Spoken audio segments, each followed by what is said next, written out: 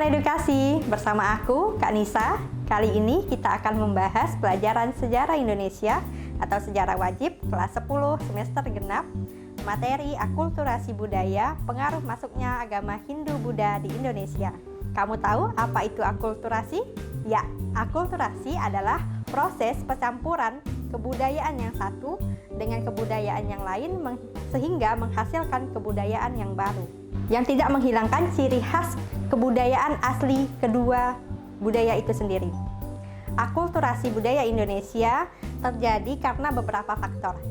Pertama, yaitu hubungan dagang antara bangsa Indonesia dan bangsa India. Kedua, adanya interaksi kaum agamawan India dan Indonesia dalam mempelajari agama Hindu dan Buddha. Akulturasi di Indonesia terjadi dalam bidang-bidang keagamaan seperti sastra, seni rupa, dan seni bangunan suci.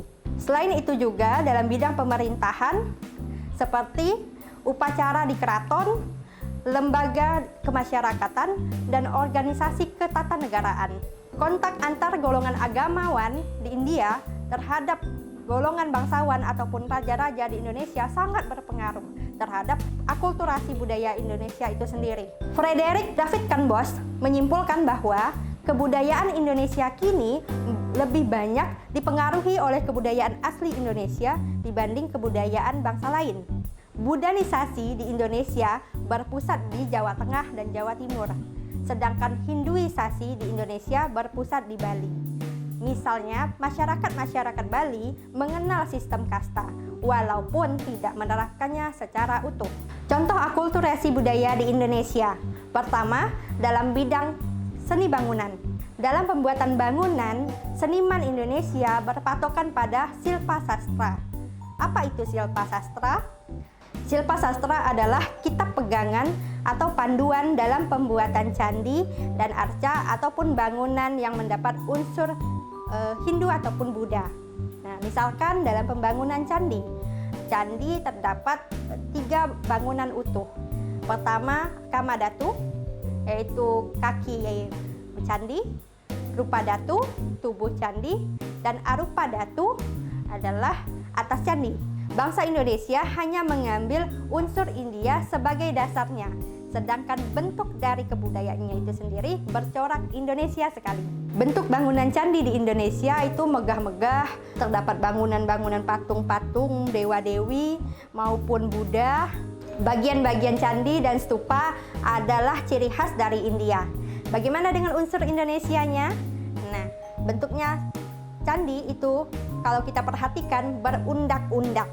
Nah, itu adalah kebudayaan asli Indonesia. Contoh candi yang ada di Indonesia kini seperti Candi Borobudur dan Candi Prambanan. Kedua, seni rupa dan seni ukir. Pengaruh India dalam bidang seni rupa, seni pahat, dan seni ukir di Indonesia tampak dalam relief-relief yang ada di dinding-dinding candi.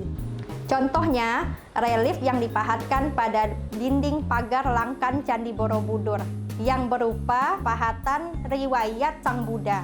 Di sekitar Buddha terdapat lingkungan alam Indonesia seperti rumah panggung, burung merpati yang kita kenal di Indonesia.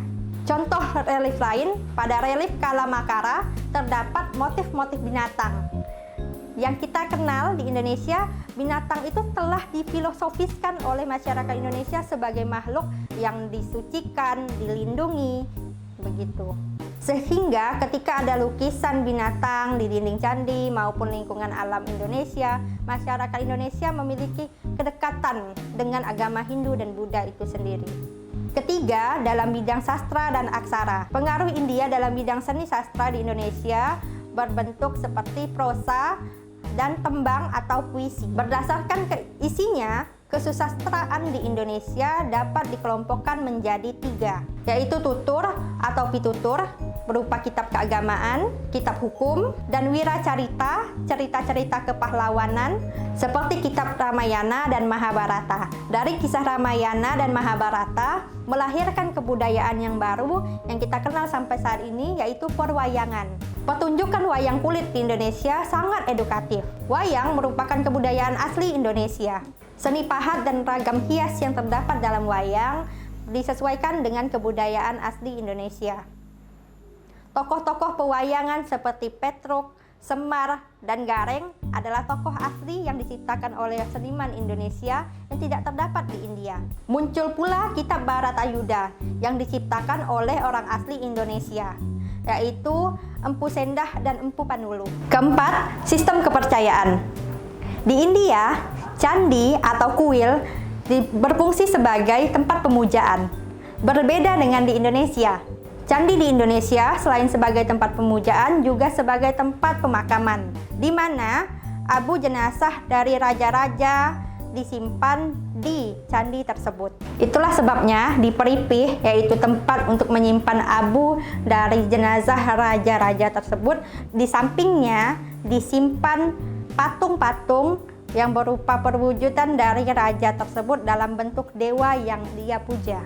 Bentuk akulturasi lainnya misalkan bangunan lingga dan yoni yang telah ada di Indonesia, kemudian ketika agama Hindu masuk ke Indonesia digunakan sebagai tempat pemujaan, khususnya orang-orang agama Hindu yang memuja Dewa Siwa. Orang Indonesia telah mengenal lingga dan yoni sebagai lambang kesuburan, kemakmuran, dan melambangkan perempuan maupun laki-laki dalam kehidupan, sehingga sangat lekat dengan ingatannya. Ketika agama Hindu yang khususnya memuja Dewa Siwa mengalihfungsikan lingga yoni tersebut, orang-orang asli Indonesia telah dengan mudah memahaminya. Kelima, sistem pemerintahan. Sebelumnya di Indonesia telah dikenal sistem pemerintahan oleh kepala suku atau oleh orang yang dituakan. Ketika agama Hindu dan Buddha masuk ke Indonesia, kemudian kepemimpinan itu dialihkan kepada raja, di mana raja tersebut dipercaya memiliki kekuatan gaib yang disamakan dengan kekuatan dewa-dewa ataupun Tuhan yang mereka puja. Kemudian, raja dianggap lebih kultus daripada manusia lainnya. Akulturasi budaya juga terjadi ketika Islam datang ke Indonesia, seperti pengaruhnya terhadap bentuk dari bangunan masjid yang ada di Indonesia. Tampak dari atap masjid yang berbentuk berundak-undak atau bertingkat-tingkat. Dan juga pada makam-makam yang ada di Indonesia. Contoh lain pada makam di Indonesia terbuat dari bata yang terdapat jirat atau kijing di atasnya. Jirat atau kijing adalah ukiran-ukiran yang terdapat di makam tersebut. Contohnya pada makam Fatimah binti Maimun di Leran, Gresik. Sekian pembahasan akulturasi budaya, pengaruh masuknya agama Hindu-Buddha di Indonesia. Nanti kita akan bahas bagaimana masuknya agama Islam di Indonesia. Sampai ketemu!